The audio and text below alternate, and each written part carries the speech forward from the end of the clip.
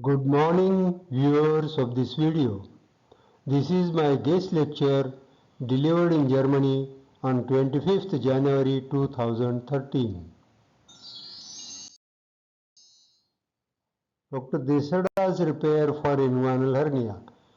This is based on the new concepts of physiology of inguinal canal that prevent hernia formation.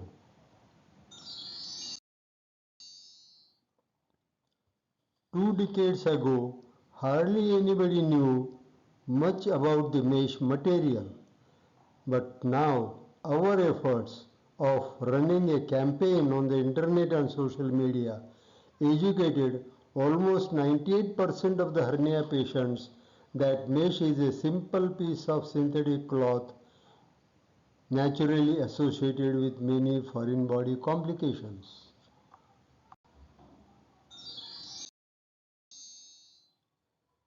Do we need to change today's trends in groin hernia surgery in context with tension-free and mesh-free Desarda repair? That is the main subject.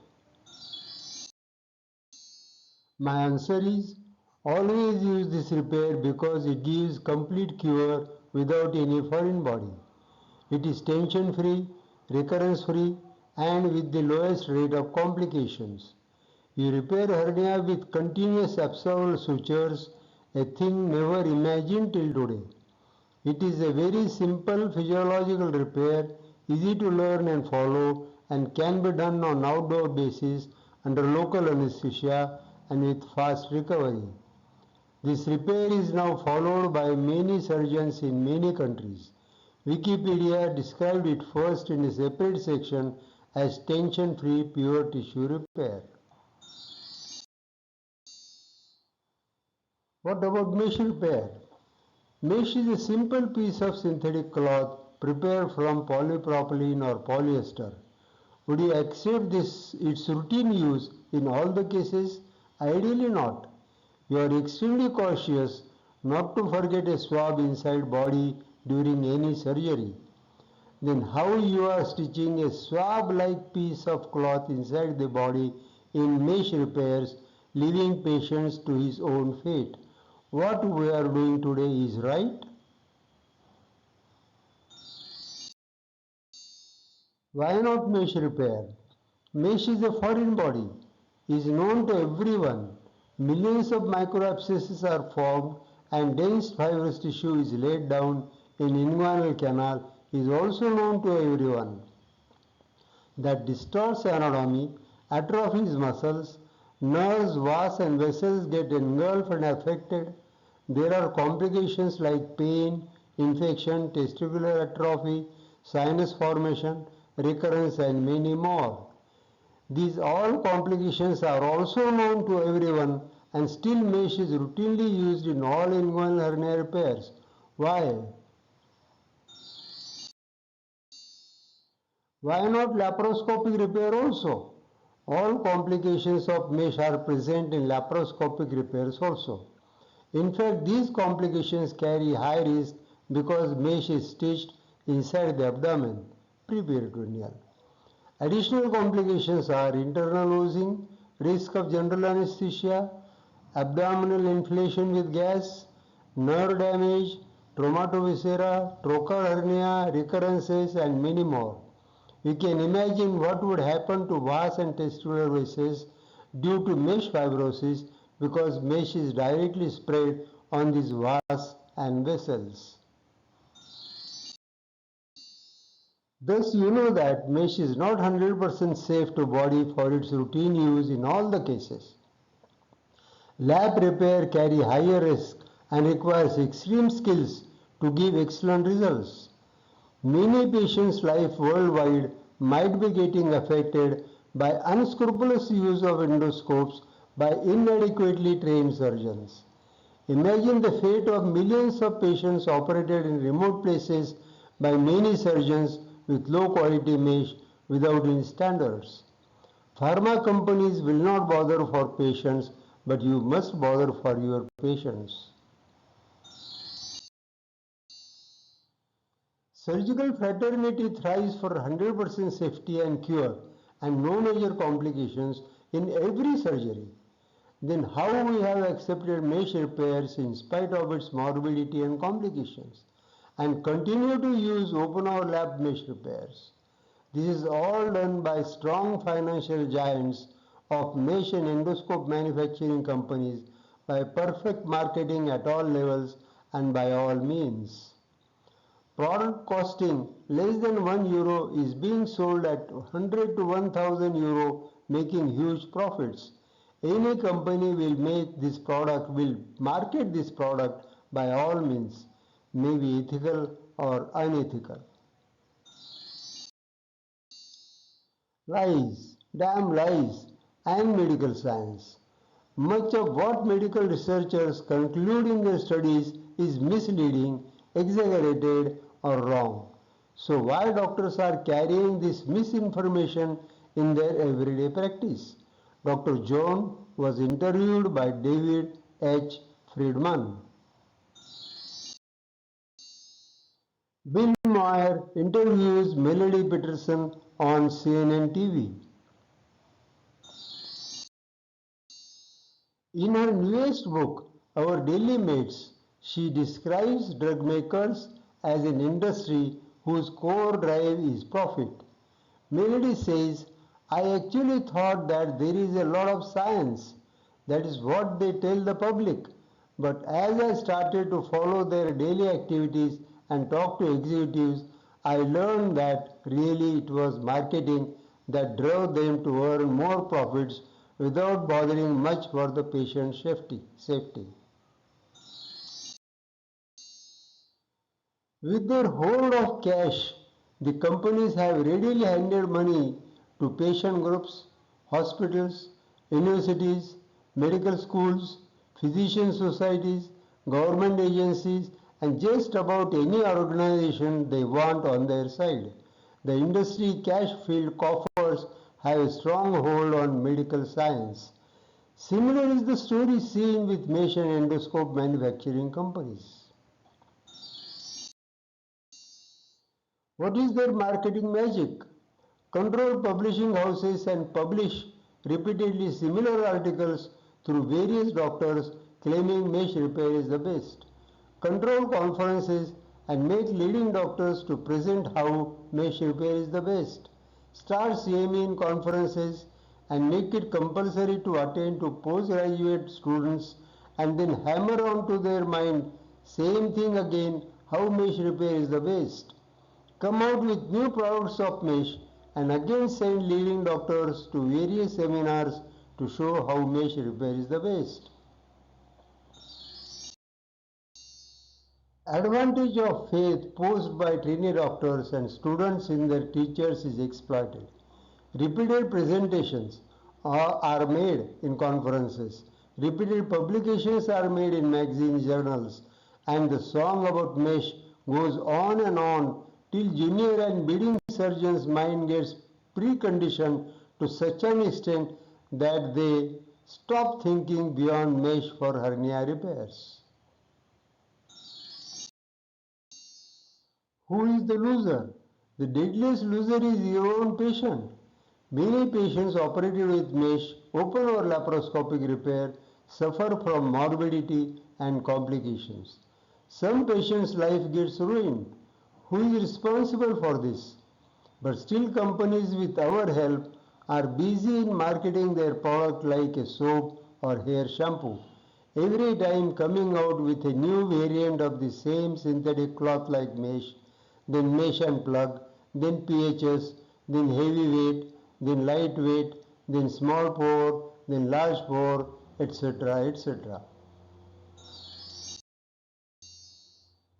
Who is the winner? And the winner is mesh manufacturing company that silently pocket millions of dollars profit every year from all over the world. And what about doctors who are catalytic agents with whose help companies are making huge profits get? Nothing. Or a tour abroad or in India, that's it. It's my guess. Our prestigious organizations have all given our platform to them and made them financially giant. But still we doctors have to bargain with them about selling stalls or getting advertisements or sponsorships. Let us all stop this immediately.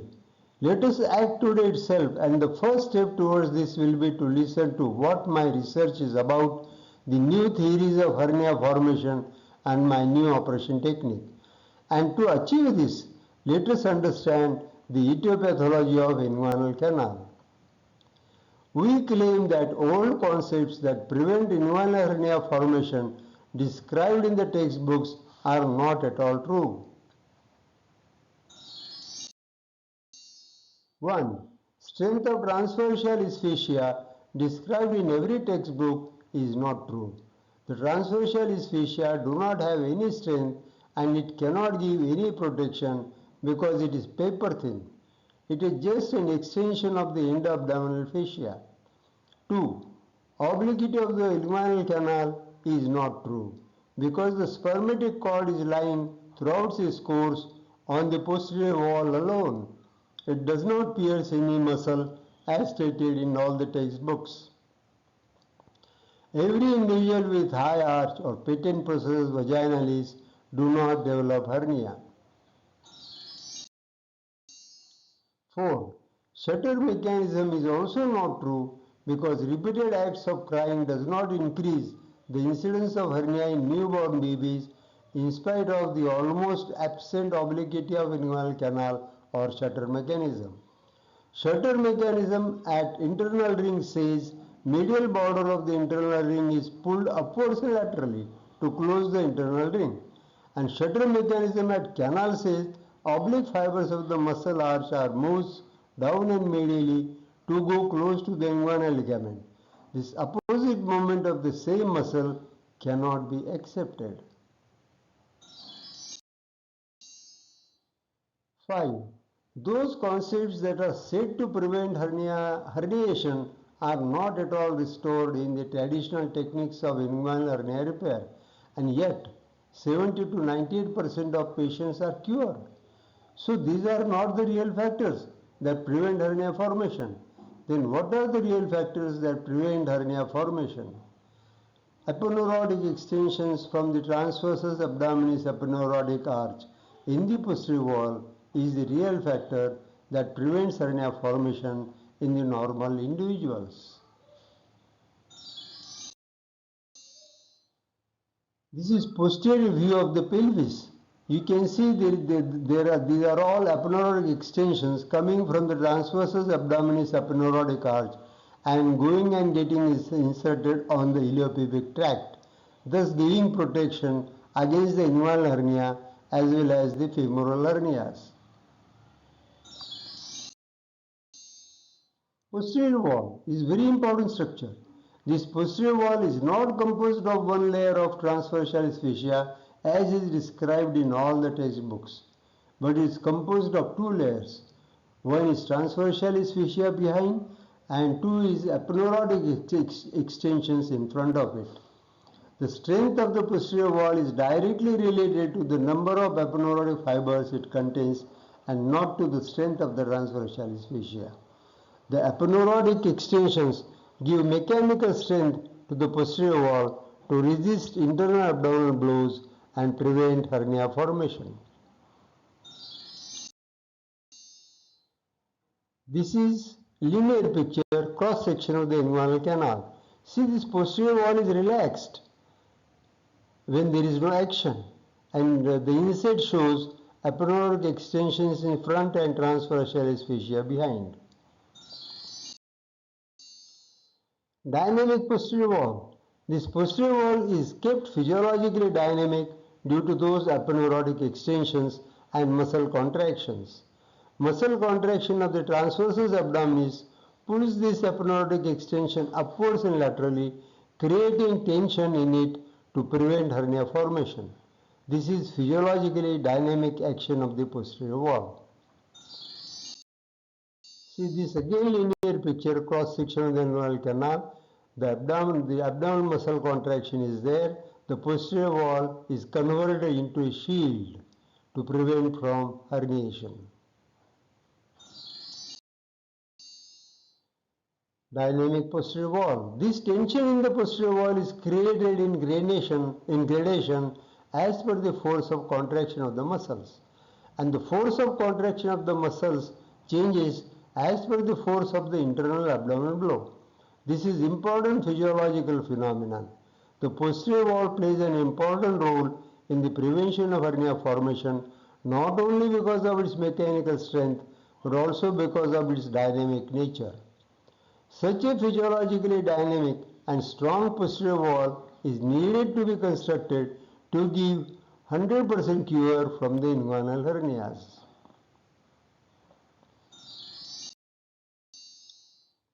On this background, my operation technique, No Mesh Open Inguinal Hernia Repair with continuous absorbed sutures based on physiological principle. Mechanism of action that prevents recurrence. Now see, this picture shows in front is external oblique aponeurosis and behind is the strip of the external oblique aponeurosis, and spermatic cord is sandwiched in between these two structures.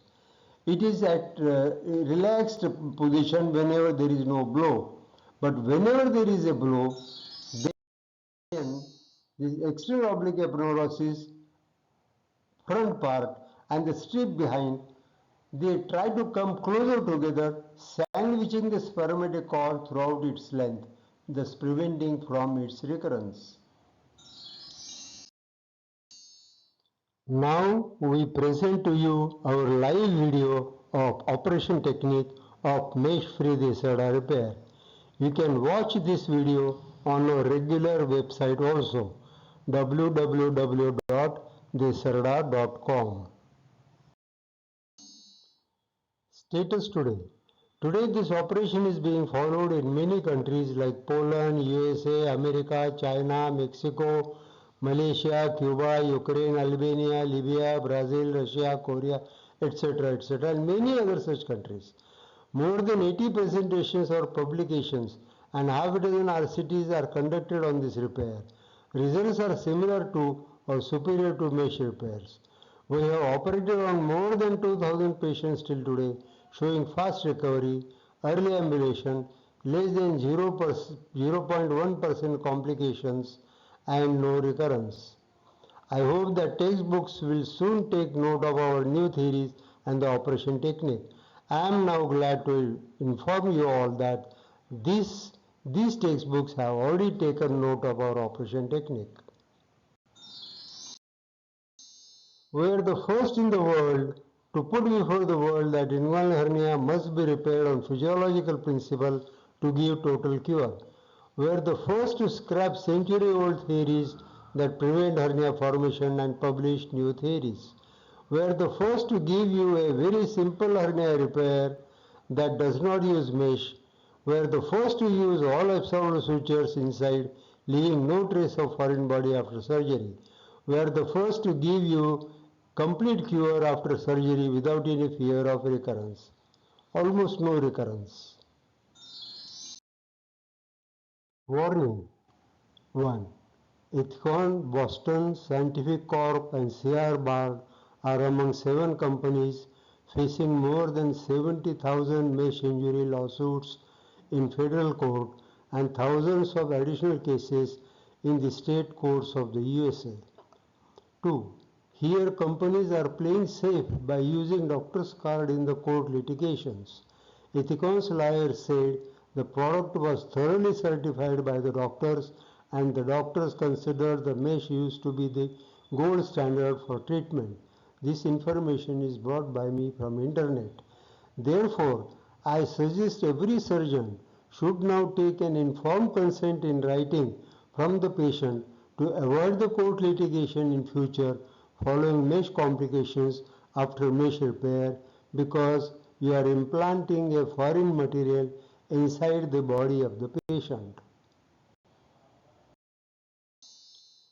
Now you decide whether to continue with open or laparoscopic mesh repair or to shift to this mesh-free Desarda repair. My answer is, there is no place for mesh prosthesis now in hernia repairs because no mesh technique of Desarda repair is available with superior results. These are some of the pictures of my international visits as guest lecturers.